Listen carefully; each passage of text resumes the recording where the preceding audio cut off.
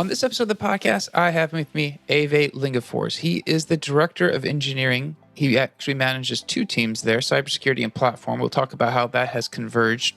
He is a Teachable, and I'm excited to have him on the podcast to talk to us about this convergence of cybersecurity, platform engineering, DevOps all in one, and appreciate you being on. Thanks, Amir. It's good to be here. I'm looking forward to having this conversation. Thanks. Absolutely. So in all honesty, just for everyone to know, Eiwe's awesome because the first time we recorded him back a couple of months ago, we had a file corruption issue, and he was gracious enough to come back. And hopefully, fingers crossed, that's the only time that's ever happened to me. And hopefully it's good luck that we'll even produce a better podcast this time around. Well, practice makes perfect. I'm happy to be here again. Thank you. So just to set some context, I know I mentioned you're the Director of Engineering. You manage two different teams at Teachable. Can you let everyone know what Teachable does and what that actually means for you in terms of kind of managing those two teams? Sure. Yeah. So Teachable provides a learning platform for anyone really that wants to teach something that they're passionate about on the internet. So some of our competitors are Kajabi and Thinkific, pretty similar to what we do. Of course, we think we do it slightly better. And basically, if you're into extreme knitting and you want to create a course about that, we provide a way for you to have like a curriculum and upload videos and just basically do like quizzes and things like that. And also much more recently, we offer a coaching feature. So if you're a life coach or something like that, you can do your one-on-one coaching on our platform as well. Awesome. And then in terms of your specific, I know your responsibilities have expanded since we first chatted, and maybe tell us a little bit about what you're managing now. Sure. So my background has always been in my career straddling both security and Unix and DevOps and AWS infrastructure and those types of things. Coming into Teachable, I started just focusing on security and infrastructure, given that that's kind of like my background. And Teachable didn't have a security team, so that's a greenfield project building out the security function from the ground up. And I believe very much in that security and DevOps need to live very, very closely together, because if you can shift left as a matter of team design, I think you can have a much better shot at making security something that is done earlier on. Absolutely. So I know you mentioned, I think on our pre-call, we were talking about the term DevSecOps, and obviously it's what everyone likes to talk about because it is the new thing. So I guess the one thing we were talking about before we got on air was, the term DevSecOps, and it is obviously very much hyped, I guess. That might be the term. When you're looking at your teams now and the word DevSecOps, how do you get around it? Because obviously, everyone wants to label it DevSecOps because it is the new sexy term of where you're shifting left with things. Yeah, DevSecOps has definitely become kind of an overhyped term that sort of fills all available space of the skills. And if you start looking at what DevSecOps openings or jobs are asking for, it's everything in the kitchen sink, right? So I try to kind of avoid the term and just look at it as a collaboration between business, technology, and security. And I've tried to codify that in what we're calling the InfraSec pod at Teachable. So rather than calling it something like DevOps team, which is kind of an anti-pattern, I think likewise it's an anti-pattern to call a team DevSecOps or even have that as a title, because it's more just like DevOps. It's a cultural thing. It's something that you do rather than it being a specific function. So when you're looking at, obviously this is in talking about shifting the actual security piece left and to the engineering side more. And when you're looking at, how that might start changing, right? And how it's not starting, how it's been evolving. As you're seeing the shift left, obviously there's some lessons that you've, been able to learn along the way.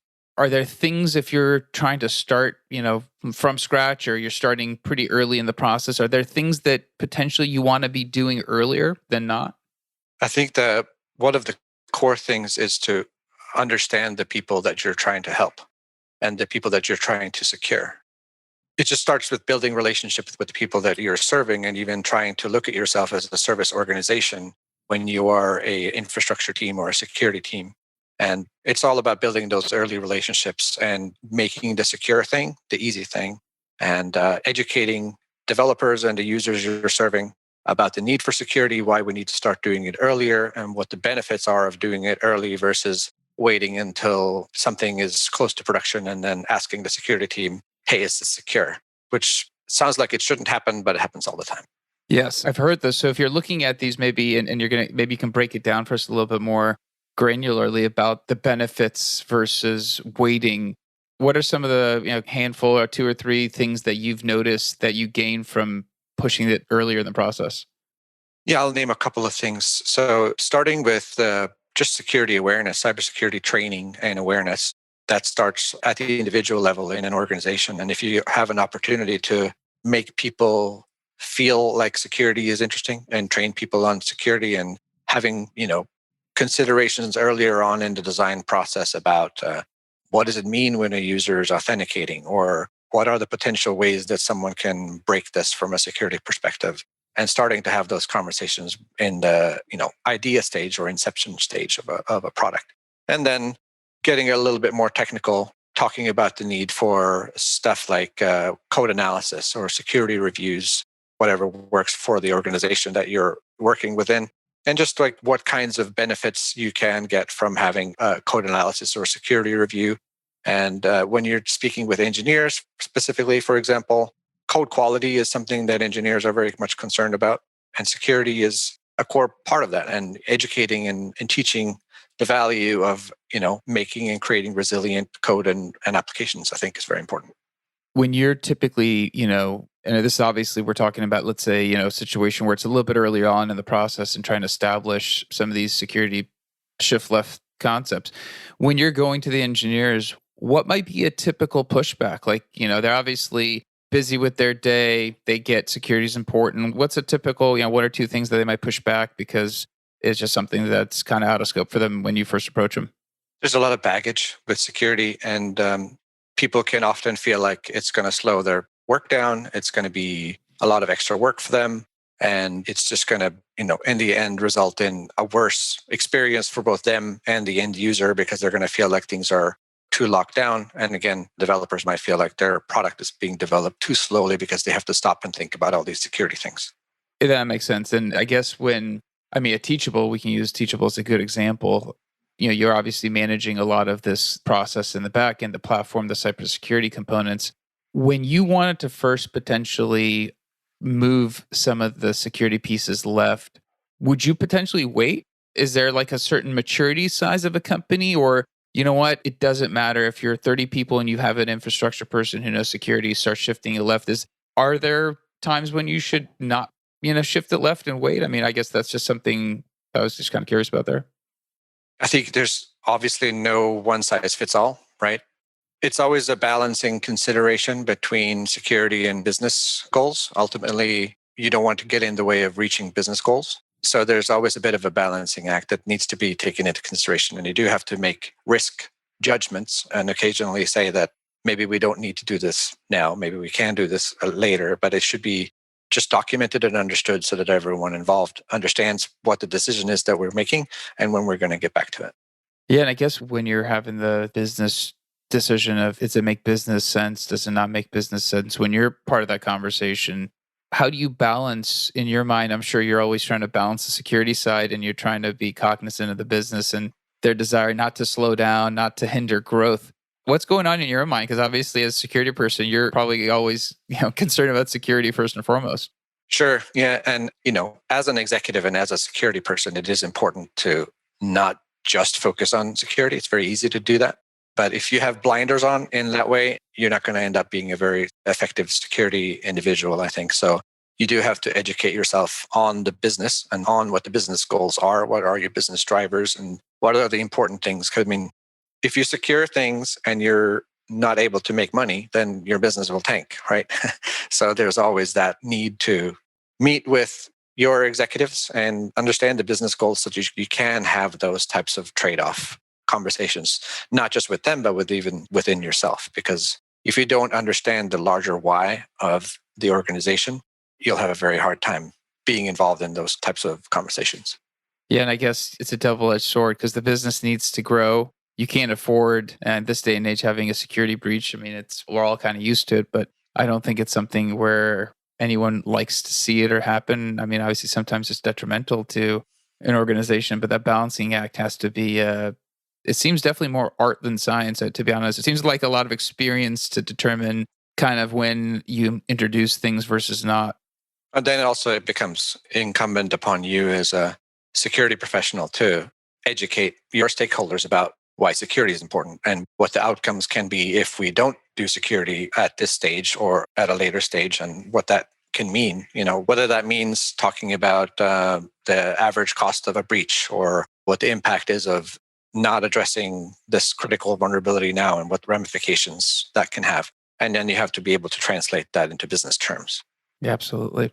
Going back to your term DevSecOps, for lack of just using it as it's more industry standard at this point, but when you're looking at the functional role and you're evaluating, the tool set you need to grow in terms of people skill sets, and you're trying to make sure you're expanding the team, hiring the right people, this shift left, I mean, how does it affect your hiring pipeline, right? Like, obviously, the engineering team has certain tools, what they're dealing with. I know you mentioned you guys are a Ruby on Rails shop. On the flip side, that to implement some of what you need, there needs to be overlap, but upskilling your people might be necessary, or introducing new technologies or concepts. Yeah. So when it comes to hiring, I think it's important when you're thinking about shifting left to hire a mix of generalists and specialists to fill the DevSecOps function, and to not look for unicorns because they are few and far between. Yeah. So I think that's definitely a key component of thinking about the hiring pipeline. Yeah. It's just watch out for not trying to put all the skills in one person. Yeah, and I guess when you're looking at that and you're kind of inventorying who you have on the team, is it sometimes easier just to potentially help somebody on the team upskill? Obviously, they know the code base, they may understand a little bit the infrastructure. Is that potentially a path you take versus obviously finding the unicorns really challenging in general? That's not going to be an easy win, but is that a path you might take? For sure. Yeah. I think it's important not just to provide the opportunity for people to gain the skills, but also to screen for passion, like for people that are interested and want to learn, people that are thirsty to learn more. And I think it's almost more important to hire people who are going to be really connected to the mission of the company and have a passion for learning more, both existing employees and new hires. I think one thing that's really interesting for me is when I talk to people in the security industry on the podcast, and we talk about the hiring challenges, the one thing that almost everyone consistently says is the passion or desire to get into security is one of the biggest things that they look for. Like, the fact that you might have the hard skills or not the hard skills, that's all, will be figured out. But that passion to get into security, and, if you're an engineer someplace, you want to make the shift, or you're trying to get into the industry as a whole, that seems to be an overriding thing I've been just consistently hearing from everyone. Yeah, no, it's true. There's definitely a cybersecurity skills shortage because it is a pretty opaque field to try and get into. So I think it is important for organizations to look for people who are just interested in the field, and even looking at the existing people on other teams. And something that we've done well at Teachable is to solicit excitement from other teams to look for opportunities to have them like cross train and get more interested in security. And something we haven't started yet at Teachable, but worked well at my last organization, is to train individuals on other teams to be security champions on that team. So that could be someone that has a particular security interest and wants to kind of distribute that knowledge as they skill up in that knowledge. Absolutely. And I mean, I guess when you talk about championing, obviously you mentioned, DevOps is more of a philosophy. Like, we do have DevOps engineers, but in theory, it's more of a principle of philosophy. And I guess similar could be said of DevSecOps. And when you're looking at that, and obviously you're trying to find, the champion within a team or within somewhere in engineering, when you're trying to explain to them, like, they could actually take ownership of that, and there's things they could actually do to actually move into that security space. Is it a small gap at times? I mean, like, how big of a, if I'm somebody who's an engineer and I'm like, hey, I'm interested in this, and I hear, all these concepts of moving into security as a DevSecOps, type of engineer, is that gap small, big, massive? It's often big to massive, I feel like. Yeah, so it's just a matter of figuring out what the particular interest of that individual is. I mean, it's a big field. There's, lots of different verticals you can get into in cybersecurity. And same thing with development, right? But often people have some existing notion of what part of cybersecurity they're interested in. Often that happens to be the offensive side, red teaming and things like that, because that's kind of like the more exciting, more prolific thing that people see and hear about. But then it also becomes a conversation, right? To talk about the other areas of cybersecurity that are equally interesting, but people may not be so aware of. Absolutely. Yeah, I always talk about I think most people, when they think about security, they're always envisioning somebody in a movie at a command line interface just hacking away, trying to accomplish something. That's the stereotype of what most lay people will view security as, because Hollywood's glorified that. But I imagine there's maybe some preconceived notions before people actually get into the industry about some of that stuff. There are for sure. When you're managing I guess, it makes sense. You mentioned you were already working with DevOps security, the platform team. When you're trying to, I guess now, overarching management of these different teams, these different pieces that you need to function, how is the relationship between the two right now? That I don't know, how long have you actually been responsible for both teams now? Yeah, it hasn't been that long. We switched, we made the transition in November. And for a little bit of background, we started what we call the platform crew. And it's just a renaming of the Spotify model. So, but we call it the platform team maybe for this podcast. Yeah, so the platform team is made up of 3 pods or smaller teams. What we call the InfoSec team, which I told you a little bit about, and the engineering enablement team, which is a pod that focuses on broadcasting and teaching the deployment pipeline and our internal tooling to other pods on a short-term basis, like 4 to 8 weeks or so. And then the internal tools team, which manages and creates the internal administrative tooling. So that's the makeup of the platform team. What's it like in terms of kind of the work across these teams and in terms of your management of them? Obviously, they have different areas all underneath your umbrella, makes sense. But from your personal management perspective, has anything changed? Are you more into the engineering side now? Maybe even less into the engineering side, but it's just because of focusing a little bit more strategically now with 3 teams. And but it did become important to try to bring these more similar teams together. They were kind of dispersed in the organization in a way that made less sense than I feel like it does now under the umbrella. And it is definitely embracing more than just the DevSecOps notion. It's bringing a few very critical functions together that both have a service capacity and considering all of those teams a catalyst to the rest of the organization. And that's why we decided it was really important to bring those functions together. Gotcha. I guess from the standpoint of, if you were from the outside looking in and you were trying to give advice maybe to somebody else who has, a separate platform team, a separate security team, infrastructure, DevOps, when does it make sense to have a couple of these different teams under one umbrella in terms of just managing the services they're providing?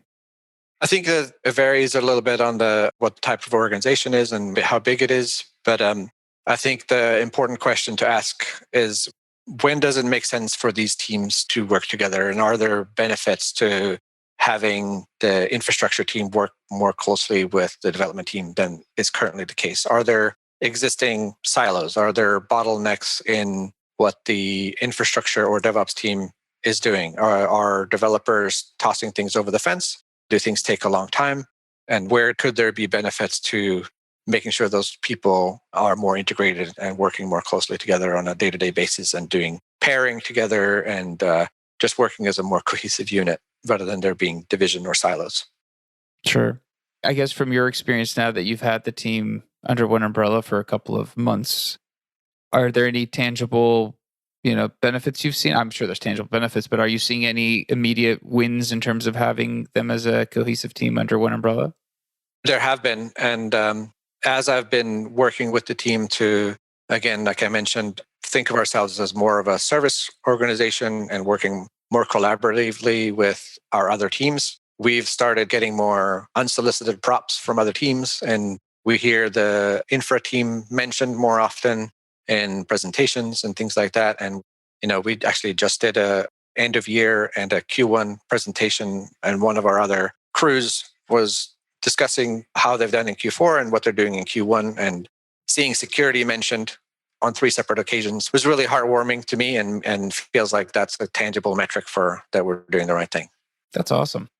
The one thing I have asked before, and I'm kind of curious when you're looking at it, you hear security mentioned 3 times, you kind of seeing it come to the forefront. You would have seen that 5, 10 years ago? Is that something that would have been commonplace, or would that have been really exceptional to have security mentioned in kind of a similar situation?